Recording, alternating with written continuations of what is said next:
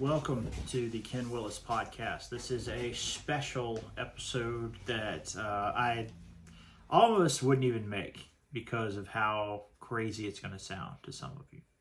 But if you clicked on it, you're either very curious or you maybe you wanted to laugh. I don't know. But if you clicked on this, here we are. So, what do I think about Bigfoot? Or Sasquatch, or Yeti, or Yowie, or the Oma, or any other various tribal Native American name that different tribes may give to it. What do I think about it? Do you really want to know? If you want to know, yeah, I think there's something to it. I'm not a scientist, so anything that I'm going to evaluate, I'm going to have to evaluate it from a layman's perspective. So my science background is a fat 0 with a line drawn through it. So I am going to have to, I've never encountered any kind of Sasquatch. I've never had anything, I've never had any kind of experience like that. And I've been in the woods a pretty good bit, hunting and, Boy Scouts, things like that, camping, I'm trying to think, paintballing, some hiking, so, and you can be in the woods a lot and never see anything like that. You can be in the woods a little and see something. So, I think being in the woods a lot has given me a good bit of things to relate to as far as like coyotes, deer, squirrels. Squirrels are louder than anything in the woods. I've never seen a bear while I was hunting. I did see one running down my road one time. I have encountered what some call a coy wolf. I did not know it was one at the time. My first thought was that it was a German Shepherd. And then later it was confirmed by several other people who had been hunting in that area that that's what it was. Let's see here. I've encountered wild hogs. I've encountered raccoons, things like that. Possums.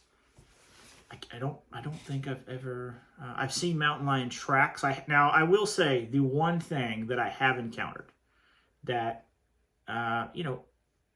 plenty of people, I think, in South Carolina have encountered them. DNR says we do not have them here. Black panthers, they say we don't have it. I was hunting this is probably about maybe 6 years ago, maybe more. And I was with my dad, and that's the only reason I even believe that I saw it, is because we both saw it. And it was only about 30 yards from us, maybe. We were, it was dark still. It was just it wasn't even dawn yet. It was like the pre-dawn light coming up. And yeah, clear as day, pardon the pun. Black Panther ran out in front of us, came out of nowhere. We heard something, thought it was a squirrel. It comes down, runs in front of us, jumps over a creek where we're scouting, we're situated watching, and it jumps up the other bank, takes off. I'd hunted there. I think that was the first time I'd ever hunted this location. This is in Grey Court. Where was this? Yeah, it was in Grey Court. And I hunted there probably half a dozen times after that. Never saw that again.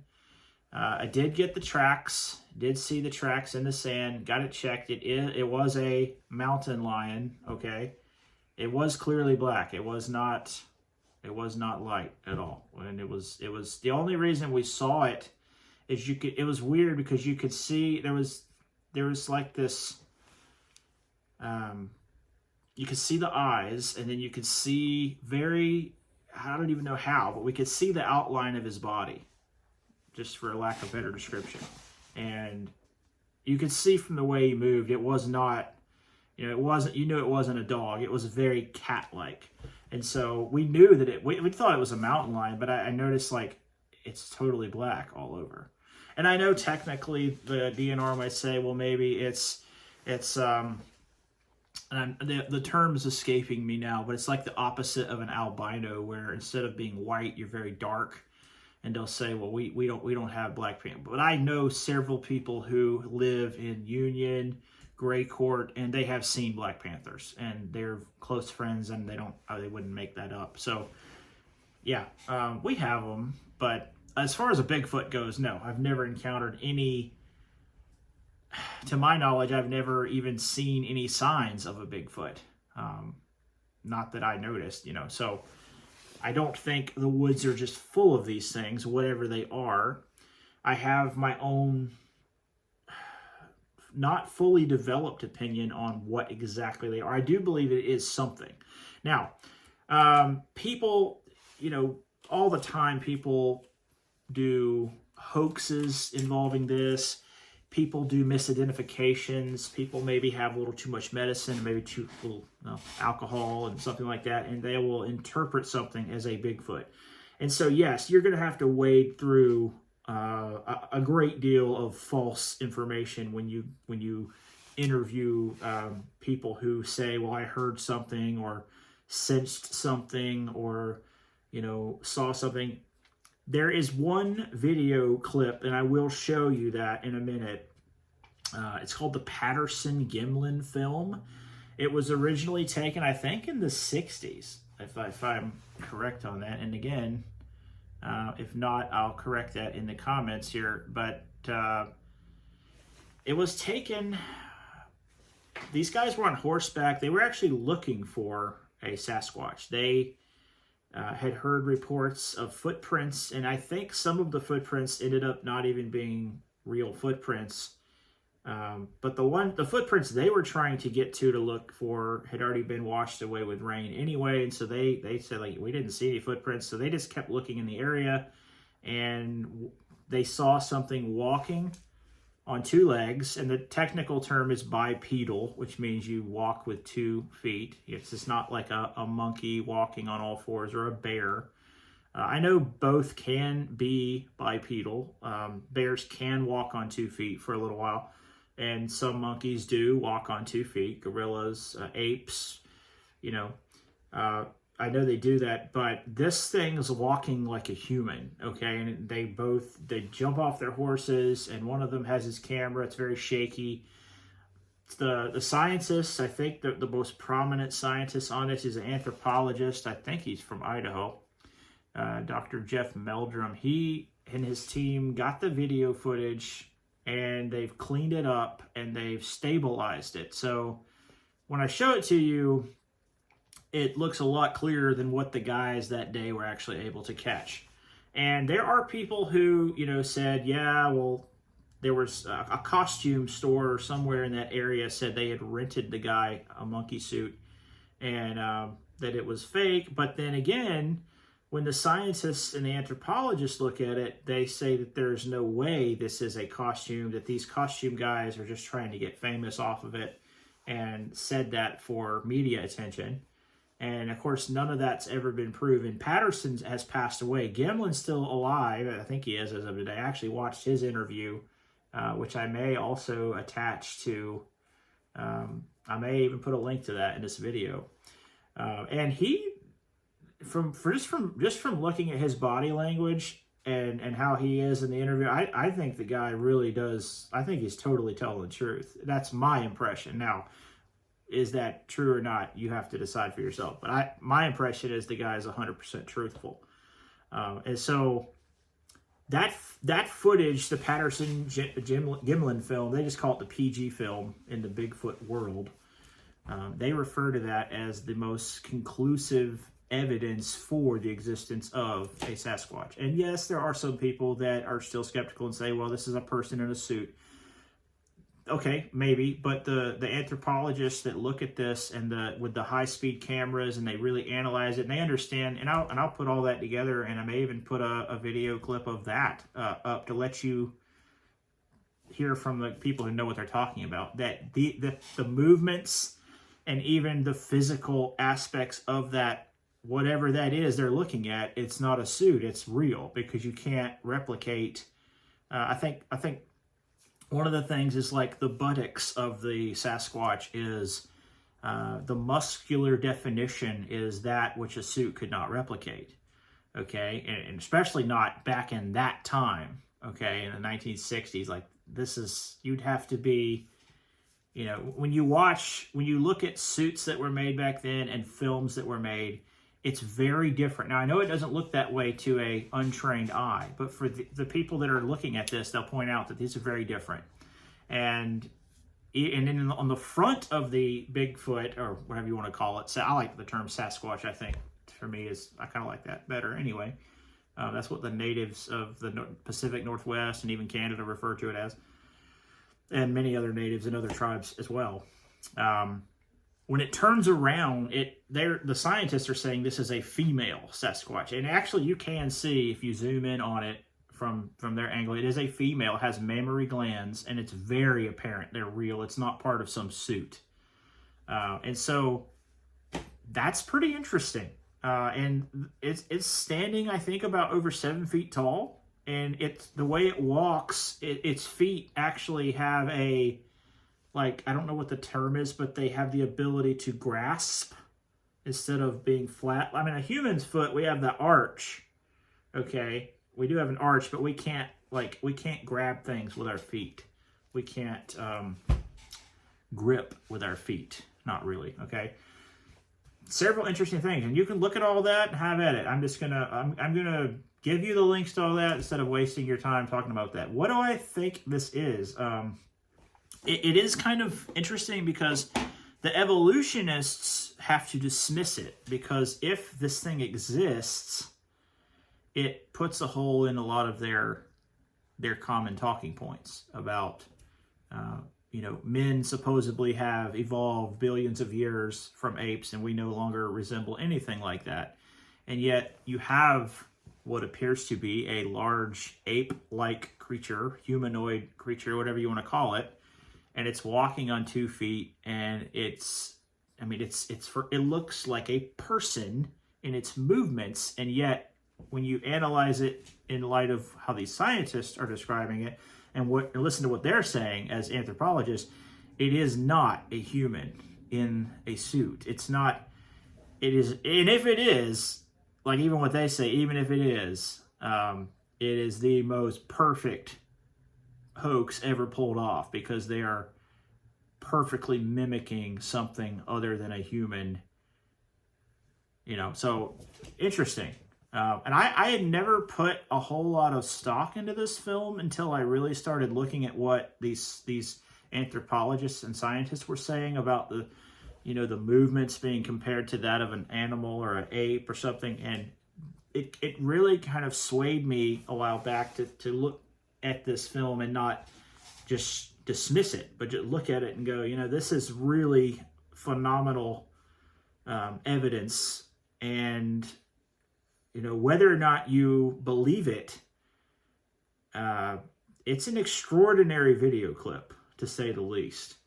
Okay, and I'm going to show you it in like full high definition resolution here. I might as well just go ahead and show this to you, and then we can look at it here. Let me pause this, and we'll turn the camera around and show. Okay, I'm going to show it to you first, and then we'll do some things with it.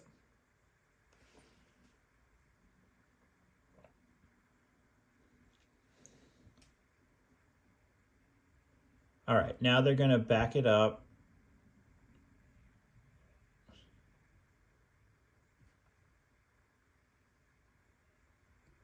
All right, we'll play it again here. And slow it down a little bit. I mean, that's, at first glance, I thought, yeah, this is just somebody in a suit being funny. I'm pretty skeptical when it comes to things Bigfoot like that. All right, let's just look at some things here. So it does turn around, and if you zoom in on it, and they have some pretty good high definition zoom in videos of it, you can see the mammary glands clearly there.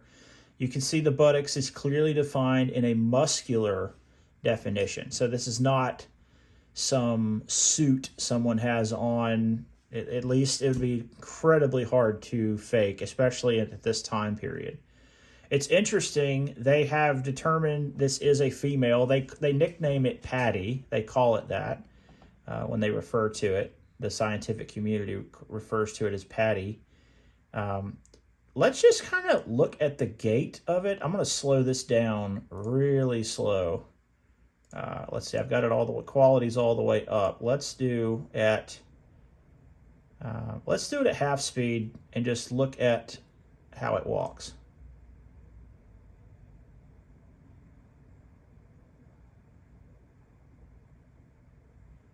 I mean, I don't know if you can tell that from where you are, but there is a lot. You can actually see the muscle.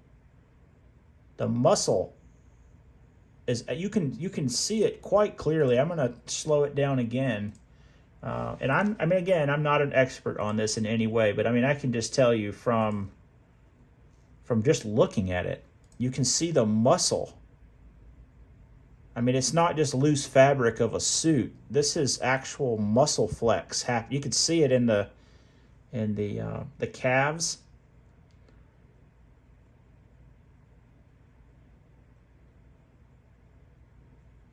I mean, even the head turn on that thing. I mean, obviously, I'm for devil's advocate purposes, yes, you could say that there's a separate head attachment there. But that is, even with that, that's an incredible just smoothness of that turn while it's walking.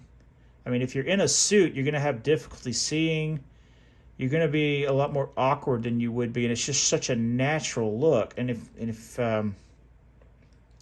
yeah, I mean, you can say, okay, this is whatever. It's just such a natural flowing movement to it. And, my thinking on it now is so easy today with Photoshop and Final Cut and all kinds of really expensive apps, and even not so expensive apps you can get with AI. You can get all kind of video manipulation software now. So I don't really expect there to be a definitive video out here now that comes out. And again, a lot of people, I think one of the main things a lot of skeptics will say, and I've thought it as well, like, why don't we have a really good video of this thing? Well, again, it appears that it is people who are out in the middle of nowhere who come in contact with it, or live in very secluded, wooded, mountainous places. They're not always walking around with their phone just ready to take a perfect video. And most people, when they encounter something like this, are so freaked out, they're not sitting there thinking, oh, let me get my phone and hold it nice and still and just take a calm, snapshot of this thing. They're very afraid.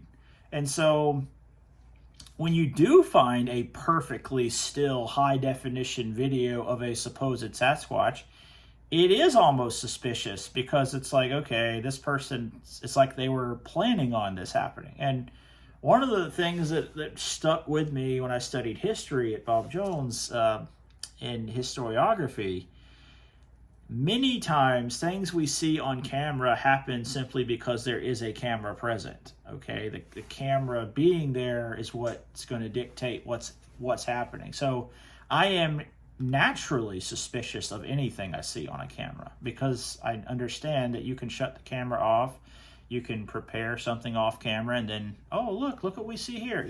So propaganda and all of that kind of thing, it's very geared in the same way as a hoax would be. So yeah, now, and I'm kind of all over the place, because I really wasn't planning on doing this video, but I got some kill time here today, and I don't know, I just got a little bored and thought maybe this could be fun to do.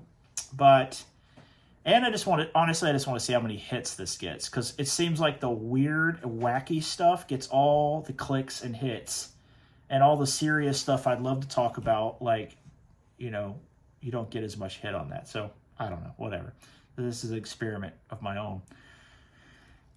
Yeah. There's a lot of, even Answers in Genesis has no official position on this. They, let me pull this up real quick. I'll tell you. I'll actually read what they say. Answers in Genesis. And if you type in Bigfoot or Sasquatch, you get this one thing here. Let's see here. Let me get to their... Okay, so what is their actual... They just say, in the end, we would do well to be skeptical of such claimed discoveries. I don't disagree with that, especially those that seem high on dramatics and low on facts. Yeah, well, okay. An unknown creature being discovered is certainly not unheard of. However, we must also be careful that we don't let our enthusiasm to find undiscovered things override truth and wisdom. Yeah, I mean, you can get obsessed with anything to an unhealthy degree. Okay, so they don't have they don't have a position saying this is not possible, this can't be, blah, blah, blah. Okay, and that's probably a pretty smart smart position to have. So my position on it biblically is that, and I'm gonna take kind of a maybe a strange angle on it. I don't know. In my mind, I haven't really decided that. I believe that this is totally possible, and there is something to some of these things that are being cited. I mean, we just had a police officer in South Carolina, I think a week ago, down in Newberry. Says he was out deer hunting. He was in his stand, and one of these things walked out, looked at him for about 30 seconds, and walked away. I mean, this is a cop. He didn't want to give his name because he's probably afraid of, getting made fun of and maybe even getting, I don't know, some kind of public backlash in his department from that. I don't know. But and a lot of people are like that. There's a lot of people that have seen this kind of thing, and they don't want to talk about it because you do sound crazy. To people who don't understand the frequency of this kind of thing in Native American writings and oral tradition, it is strange to me that we have these all over the world, okay? So it's not just isolated to one area. That's interesting in of itself, okay? So it's not like a Loch Ness monster where only the people in that region, and actually that's not true either, because there are Loch Ness-like creatures, several of them, even the United States, that have been reported, okay?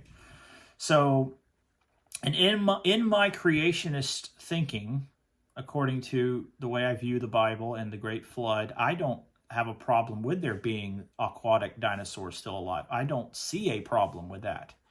And again, I'm not a scientist, but I don't see a scriptural problem for aquatic dinosaurs still being alive. I also don't see a problem for there being a Sasquatch or Bigfoot or whatever you want to call it. But in the Himalayas, they call it the Yeti, or the abominable snowman, okay, or snow creature. Australians call them yowies. Kind of fun. You have America, everybody knows Bigfoot, Sasquatch. The Indians also call them like Oma. I think I mentioned that already. But you have several countries around the world where they report these things, okay? And they all look very similar, not always identical. The Yeti has more of a whitish, even kind of a grayish color, depending on what account you're reading. And so, yeah, there's something to that for that to be, and it's not that it just came out. Like, it's been there all along historically. There have been accounts of this. Again, I'm not like super prepared right now to sit down and do a detailed biblical thesis on this, but if you go through the Bible, there are several angles Bible believers may take to try to explain what a Yeti or a Sasquatch is. I don't really agree. Some of them are really extreme. I think one of the guys who's probably done the most biblical research on this is a guy by the name of Mike Hoggard, and you can go on YouTube and find his channel. I like Brother Hoggard. He seems like a really nice guy. I don't know that I don't know. I just don't know. I don't know how much of this thing is To me, it seems like there is a spiritual element to it as well as a physical, and I'm just really not sure of what the ratio is, or, if that's actually correct. It appears that, well, let me just say this. So here's several of the things people do to try to explain it from Scripture. Some people try to say that this is Cain, okay, because God said, or he said, I'm going to be a vagabond, a wanderer. God's going to put a mark on him. No one's going to touch him, and he's going to just wander the earth for all of time. That's kind of weird, thinking that Cain is now going to be like transformed into a Sasquatch.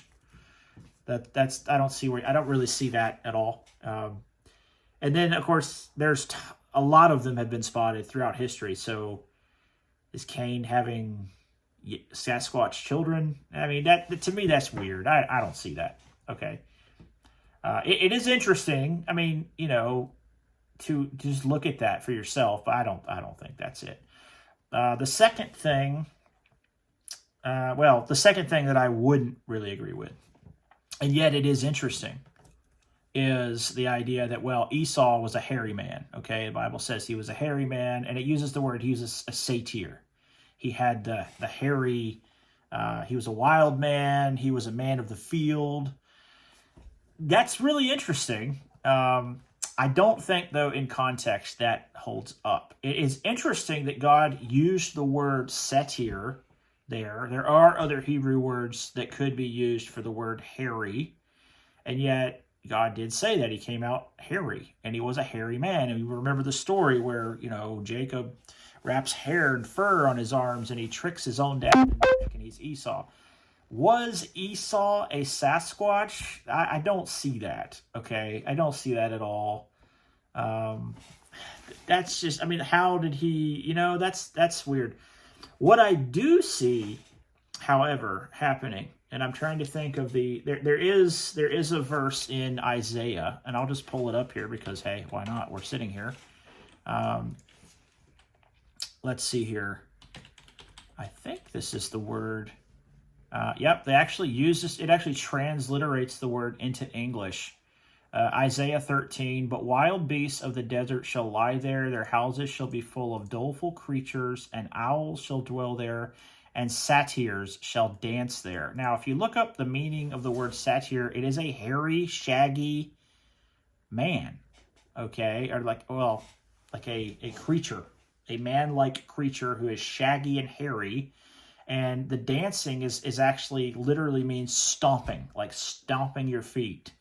And so that's interesting. And if you look in context, it's really there is kind of a demonic element there a little bit. So, and of course, again, there is another reference of that word in the scriptures where it's transliterated. Again, it's on Isaiah 34:14. The wild beasts of the desert shall also meet with the wild beasts of the island, and the satyr shall cry to his fellow. All right, so the most common thing that we have when it comes to these Bigfoot sightings is what we want to call vocalizations. And that is where people will report hearing this howling. And it is interesting. And again, I don't put a lot of stock per se in that evidence, because audio, to fake audio is so easy now, and it would be so difficult to prove it wasn't fake. And plus, animals can make some strange sounds anyway, and so to be able to say definitively, well, this is a Sasquatch making that sound, I don't know. And I don't think we would ever have a way to prove that without some really detailed, high-tech scientific equipment. And even then, how do we know that sound wasn't fabricated to begin with? So I don't see audio or video evidence coming out in the future and just proving this to be true. It could happen, yeah. I don't see that. And I think even if perfect evidence does come out, I think we're all going to be very skeptical of it anyway, because people, a teenager can operate computer manipulation equipment that can make videos appear to be very real, and they're totally fake. So again, if you're waiting for like the silver bullet of video or audio evidence, I don't know that it'll ever happen. Okay. But the people who see these things, they don't care if you believe them a lot of times. They know and they are convinced of what they saw. So I don't know that this is not a spiritual thing as well. I don't know that this is not some kind of a spirit creature. We know that God, in the beginning, we know he created all things. It says he created the things that are above, things on the earth and things below. So there are creatures that God made that may not fall into a set category of animal that we think of. That's totally possible. And I'm willing to accept that. Those are the two verses I was going to share. But the one verse that I think really kind of maybe have as much merit as that in dealing with what this may be, Genesis 6, and if you know anything about apologetics, you already know where I'm headed here, but Genesis 6, verse 4, there were giants in the earth in those days, and also after that. So before the flood and after the flood, it says, the sons of God came in on the daughters of men, they bare children to them, the same became mighty men, which are of old, men of renown. Now, am I saying that the Sasquatch is a giant or a Nephilim? No, not really. The Nephilim, and people, can argue over this too. So we're getting into everything whacked out today.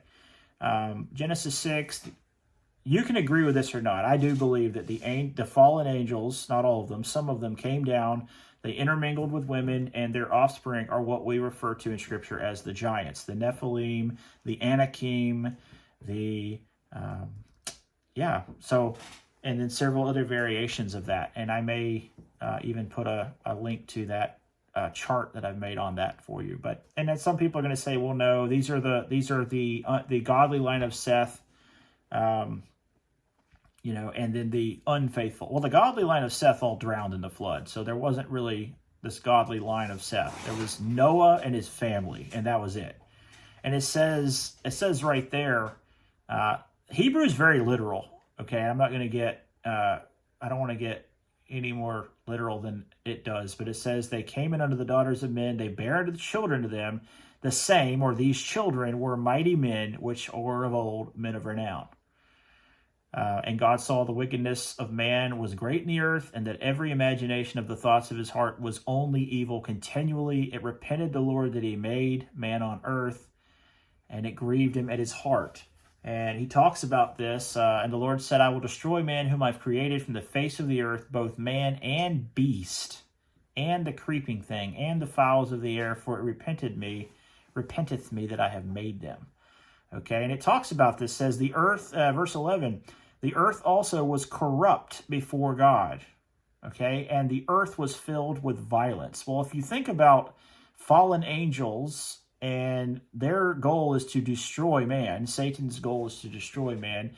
You have offspring of these angels, like violent, bloodthirsty giants that are just killing everything. It's filled with violence. The earth was corrupt, which means it's not as God intended it.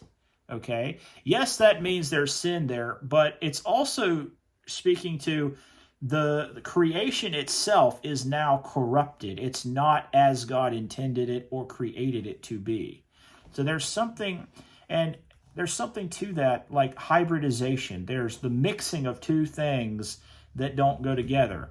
And I know some people want to say, well, no, these are just wicked men that intermingled with godly women. I don't see that. And frankly, the more learned and conservative scholars that look at that, Bible scholars that look at that, they don't agree with that either.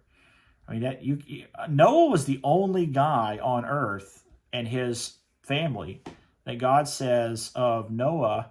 Let me read you what it says in verse 9. These are the generations of Noah. Noah was a just man and perfect in his generations. Perfect in his generations means he wasn't corrupted by whatever was going on. Well, what was going on? Well, it told us in verse 4 that these giants are the products of these ungodly unions between fallen angels and human women. So you've got hybridization.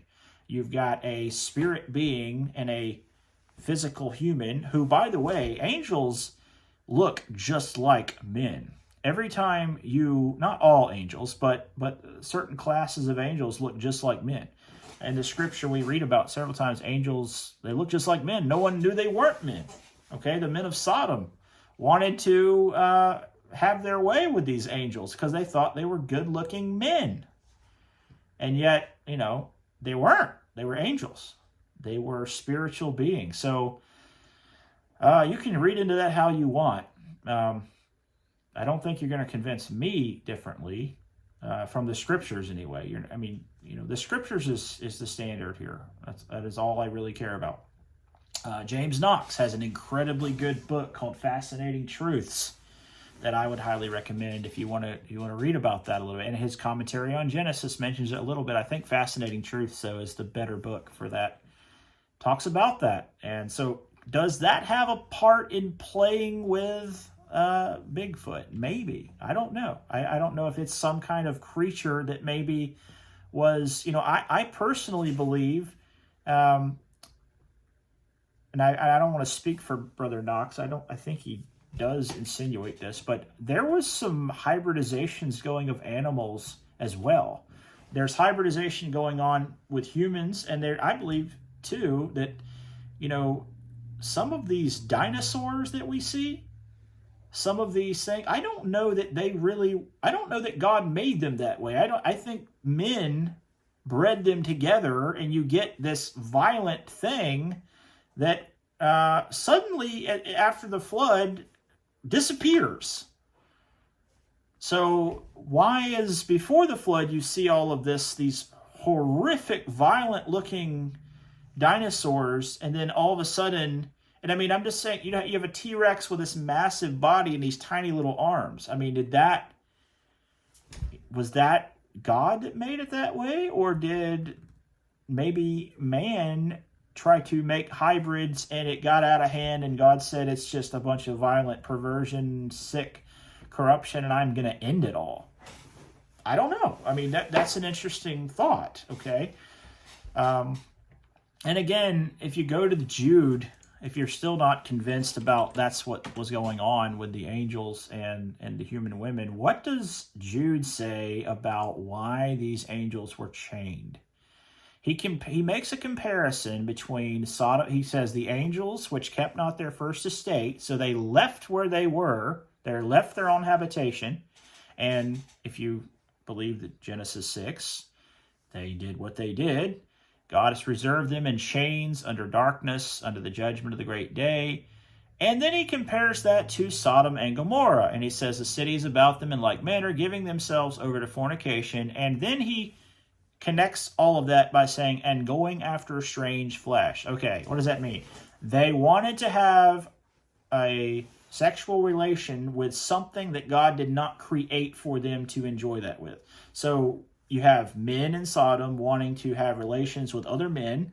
You have angels in Genesis 6 wanting to have relations with human women. It is an ungodly thing. Okay, so there's something going on there. So again, there's something going on there with that, and James Knox hits on that really hard in his book, and I think he does a good job of explaining it. And I'll even put the link to his video on the giants and the Nephilim, and that's an interesting study as well. I know I touched on it a little bit. And again, I'm not saying that if there is a Sasquatch out there that it is a Nephilim. I'm just saying this idea that it could be some kind of hybrided creature, and it could have some kind of a spiritual connection to it. I don't know. I haven't really decided on that, but I do believe there's something out there. I've listened to a good, probably more than I should have. I've listened to a good bit of firsthand accounts from some people, and of course, some people I think they're just completely, I don't take for 10 seconds what they're saying, but there are some people who are genuine. Sincerely convinced that they have looked face to face with a Sasquatch. And so you have to keep that critical, healthy level of suspension of disbelief. You shouldn't just believe anything you hear, okay? But at the same time, as a historian and a student of the Bible, I look at it like, okay, there has been historically something like this that has been described identically to what these people are saying. Biblically speaking, it's totally possible. Spiritually speaking, it's totally possible. And, you know, I'm not saying that these things just disappear and appear. They could. I don't know. I don't know if it is some kind of spiritual being, and it is somehow connected to the demonic, which it could be. Yeah, I mean, as a Christian, I'm not worried about it, okay? I'm under the blood of Christ. I'm not sitting here at night, you know, with my silver bullet packed in my my gun, just waiting to shoot some kind of creepy thing. I don't think of it at all like that. I think people are seeing something, and the people that are, I guess the testimony that I'm really interested in are people that are hunters and outdoorsmen who spend tons of time in the woods for decades and decades, and they swear to you that they saw this thing, and they describe it, and it sounds exactly like what the Native Americans referred to as Sasquatch or Oma or the wise wild man of the wood. So, again, do I believe in Bigfoot? I believe there's something there. Yeah, I believe there's something to it. I don't know exactly what. And is it important in the scheme of eternity? It is important in a way. It is important that when we hear people refer to it, it's just another opportunity for us to use that and to pull them into the biblical discussion and say, yeah, well, let me tell you about, you know, this verse in Isaiah talks about these wild hairy men stomping. I mean, you know, it's just another gateway for us to get into the scriptures. Obviously, it has no value compared to, you know, salvation and evangelism and things like that. It's just another thing that I think we're really not going to know the answer to until we're with the Lord. I don't think we're ever really going to get to the bottom of it, because, again, would you even believe it if you did see perfect video footage of it? I mean, would you not be skeptical that it was faked? So it's just something, I don't think we're ever going to have that aha moment of just perfect clarity where we all are convinced of it being real or fake. But there are plenty of scientists who treat it very seriously and look at it. There are a lot of testimony of men who work in state parks as rangers, and even law enforcement people who say, we were told by our superiors, do not pursue this, do not admit to this being here. You know, our official position is this was a bear or this was something else, and they've been ordered not to talk about it. So I find that interesting. So anyway, take this all for what it is. This was just a fun episode that I just kind of wanted to see if we could get any hits on it and see if anybody even... I just wanted to prove to myself that when you do something like this, you'll get tons of mileage out of it. But I would much rather talk about so many other subjects. But there you go. Let's just see how it goes. If you like it, subscribe and share it. I'll put all the links in here in a little bit after I post it. When that may not be for, I don't know when that'll be, but when it goes live, it will have all that with it. Have a blessed day and have fun camping. No, seriously, when you go camping, I don't think you need to worry about getting killed by a Sasquatch, but just, you know, enjoy the great outdoors, take your camera, and who knows?